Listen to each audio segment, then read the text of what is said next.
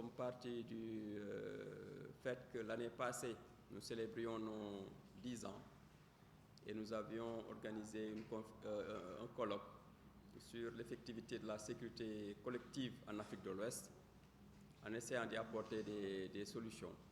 Cette année, nous partons de la question des souverainetés de la sécurité. La souveraineté conçue au plan interne. S'il vous plaît. Conçue au plan interne comme la toute-puissance de l'État a exercé donc, la plénitude de ses compétences à l'intérieur de ses frontières, mais également au plan externe, en tant que l'État se situe par rapport aux autres États, la scène internationale, comme l'égal des autres États.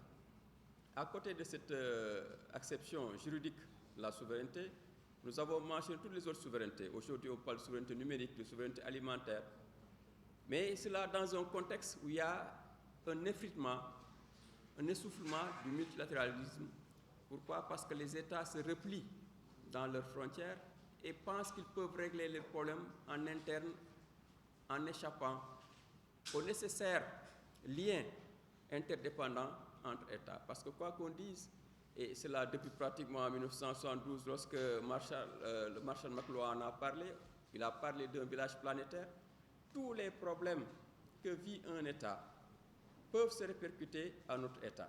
Et cela a été résumé par ce qu'on appelle l'effet papillon, pour dire que le battement d'ailes en une partie du monde peut entraîner un tsunami dans l'autre partie du monde.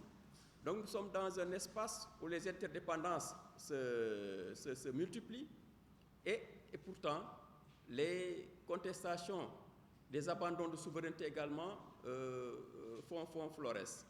Et c'est cela qui nous a amenés à réfléchir sur la manière dont en Afrique de l'Ouest et au Sahel, nous pourrions, en conciliant les abandons de souveraineté, faire face à toutes les difficultés relatives à la sécurité prise en son sens global, de sécurité humaine, avec les 7 points que nous connaissons tous depuis 1994, lorsque le PNUD a évoqué cette question.